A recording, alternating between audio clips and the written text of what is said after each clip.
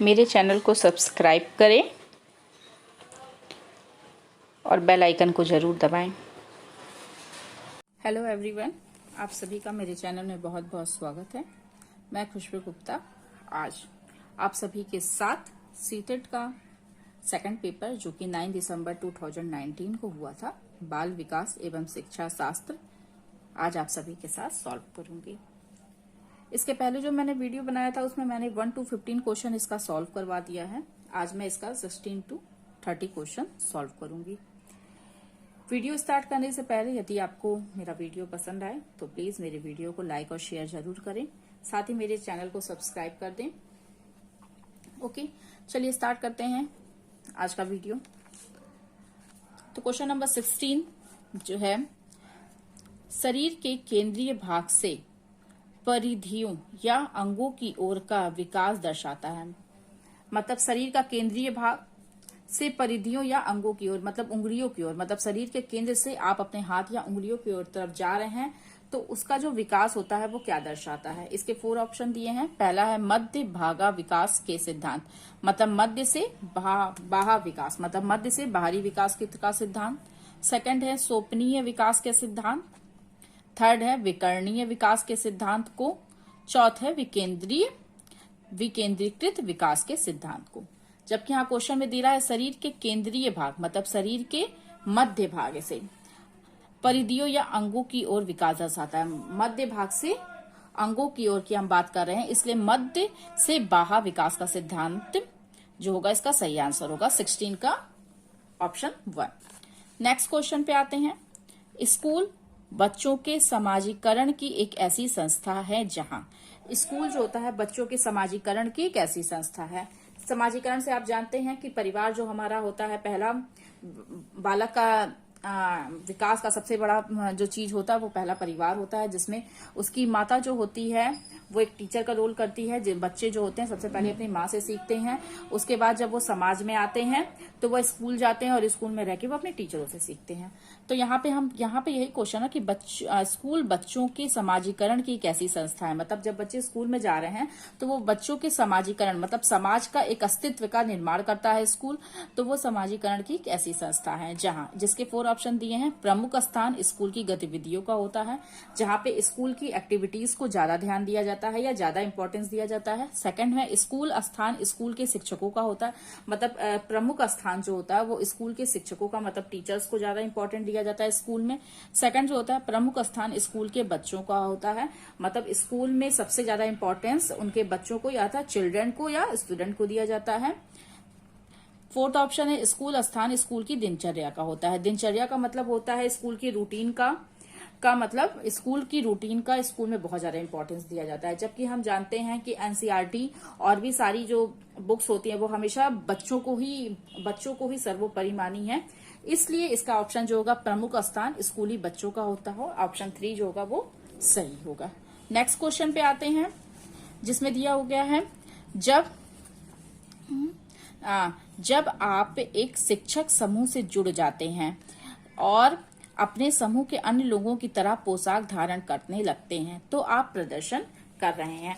मतलब जब आप शिक्षक का मतलब टीचिंग ग्रुप से जब आप जुड़ जाते हैं और समूह के अन्य लोगों की तरह पोशाक, मतलब जो आपका ड्रेस होता है वो समूह जैसे और जो आपके टीचर्स का जो ग्रुप है उसके अकॉर्डिंग आप अपना पोशाक, मतलब ड्रेस जो होता है वो पहन रहे हैं या धारण कर रहे हैं तो आप प्रदर्शन कर रहे हैं, तो आप किस चीज को प्रेजेंट कर रहे हैं। तो इसमें 4 ऑप्शन दिया गया है। पहला तो है समूह निर्देश अनुपालन का, मतलब समूह में जो निर्देश दिया गया है उसको आप पालन कर रहे हैं। सेकंड है समूह की अनुरूपता का, मतलब समूह के अकॉर्डिंग, मतलब समूह के रूप से अकॉर्डिंग, मतलब समूह के अकॉर्डिंग बनना, अर्थात समूह की अनुरूपता का। थर्ड है समूह की पहचान का, समूह का एक जो सिंबल है उसको आप ध्यान में रख के काम कर रहे हैं या आइडेंटिफाई को आप कह रहे हैं। समूह की आज्ञाकारिता का, समूह में जो आज्ञा दी गई है उसको आप फॉलो कर रहे हैं।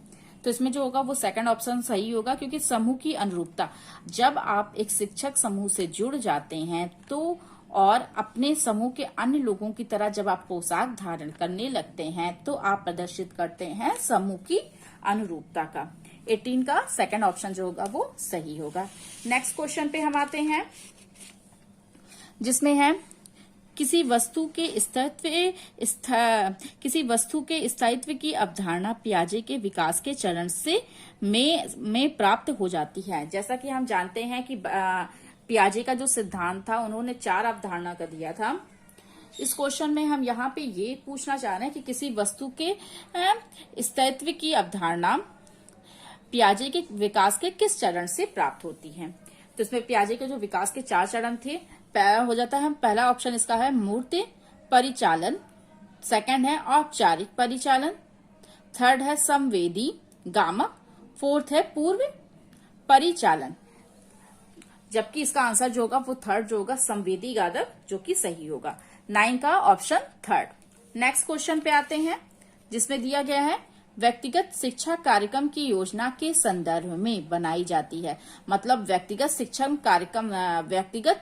शिक्षा कार्यक्रम की योजना किसके संदर्भ में बनाई जाती है। जिसमें 4 ऑप्शन दिए गए हैं। पहला है मुक्त विद्यालय शिक्षा कार्यक्रम, मतलब मुक्त विद्यालय के शिक्षा कार्यक्रम के अनुसार बनाई जाती है। सेकंड है ई अधिगम शिक्षा प्रणाली, ई लर्निंग शिक्षा प्रणाली के अकॉर्डिंग, मतलब के अनुसार बनाई जाती है। थर्ड है विशेष शिक्षा कार्यक्रम, स्पेशल एजुकेशन प्रोग्राम के थ्रू बनाई जाती है। फोर्थ है बाल केंद्रीय शिक्षा कार्यक्रम, मतलब बालक को केंद्र बना के इस शिक्षा के कार्यक्रम के अनुरूप बनाई जाती है। जबकि मैंने अभी इसमें कुछ देर पहले ही बताया है कि हमेशा हम अपने बालक को, मतलब हमेशा हम बालक को ही महत्व देते हैं, स्टूडेंट को ही महत्व देते हैं, चिल्ड्रन को ही महत्व देते हैं। इसलिए इसका 4th ऑप्शन जो होगा बाल केंद्रीय, बालक को केंद्र बना के शिक्षा के कार्यक्रम की योजना बनाई जाती है।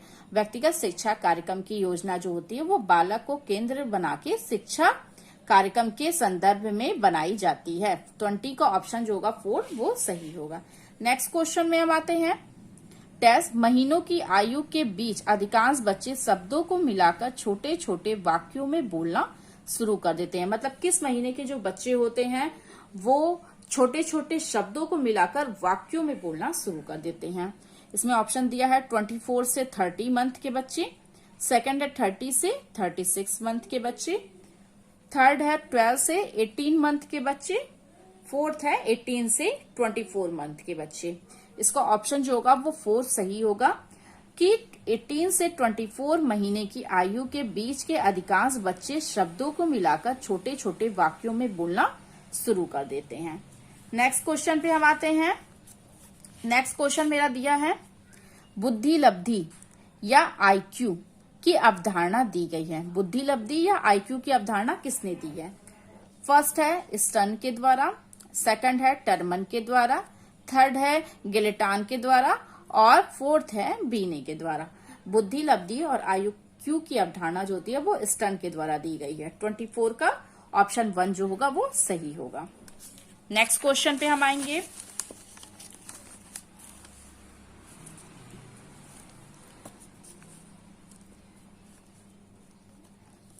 सृजनात्मकता की अवधारणा से संबंधित माना जाता है। मतलब क्रिएटिविटी को हम किसकी अवधारणा से संबंधित मानते हैं? फर्स्ट ऑप्शन दिया है अभिसत सोच, सेकंड है विविध सोच, थर्ड है द्रव्य भौमिकता, फोर्थ है रोतादार भौमिकता। जैसे सृजनात्मकता का जो अवधारणा होती है वो विविध सोच के अवधारणा से संबंधित होती है। इसलिए 23 का सेकंड ऑप्शन जो होगा वो सही होगा। नेक्स्ट क्वेश्चन पे हम आते हैं जो दिया हुआ है किसी भाषा के स्वीकृत ध्वनि संयोजन को इसके नियमों के अंतर्गत बनाया जाता है। मतलब ध्वनि संयोजन को किसके नियमों के अंतर्गत बनाया जाता है? यहाँ पे हम ध्वनि की बात कर रहे हैं।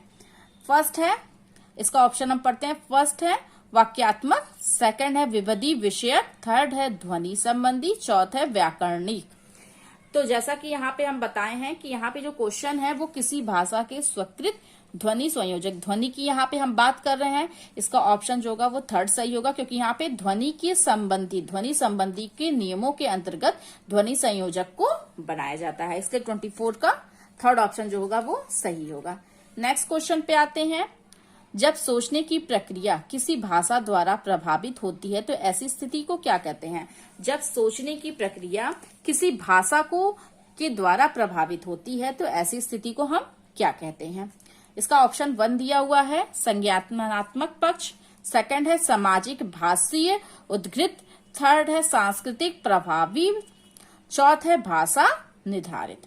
जब सोचने की प्रक्रिया किसी भाषा द्वारा प्रभावित होती है तो ऐसी स्थिति को हम भाषा निर्धारित कहते हैं। 25 का ऑप्शन जो होगा 4 सही होगा।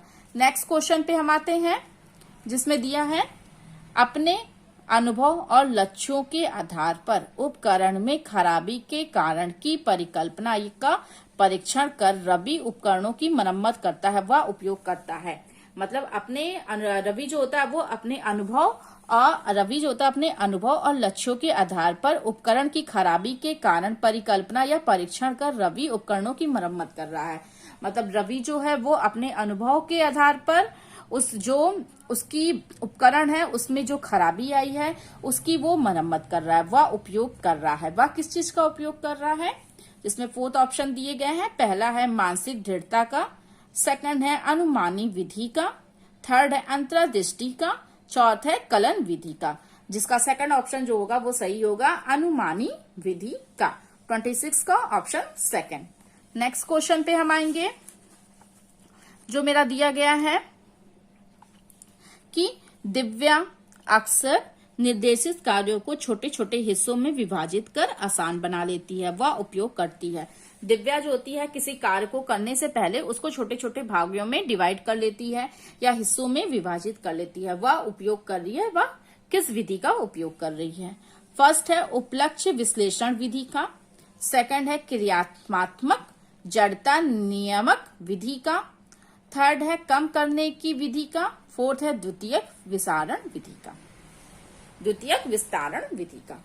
दिव्या जो होती है किसी काम को करने से पहले उन चीजों को छोटे छोटे भागों में विभाजित कर लेती है, वह उपयोग करती है उपलक्ष्य विश्लेषण विधि का। 27 का ऑप्शन 1 जो होगा वो सही होगा। नेक्स्ट क्वेश्चन पे हम आते हैं, जिसमें लिखा है पुरुष और महिला की भूमिका का निर्धारण समाज करता है या कथन बताता है कि जिस समाज में हम रहते हैं उसमें पुरुष और महिला की भूमिका क्या उनकी मतलब भूमिकाएं हैं, क्या उनका रोल है, उसका निर्धारण जो होता है वो समाज करता है या कथन क्या बतलाता है। पहला है लैंगिकता एक अंतर्ज्ञानी अवतरण है, सेकंड है लैंगिकता एक सामाजिक अवतरण है, थर्ड है लैंगिकता एक अंतर्निहित अवतरण है, फोर्थ है लैंगिकता एक आनुवांशिक प्रतिभा है। इसमें 28 का ऑप्शन सेकंड जो सही होगा, लैंगिकता एक अंतर सामाजिक अवतरण है, क्योंकि पुरुष और महिला की भूमिका का निर्धारण जब हम समाज करता है तो यह कथन कहलाता है लैंगिकता एक सामाजिक अवतरण है। 28 का ऑप्शन सेकंड।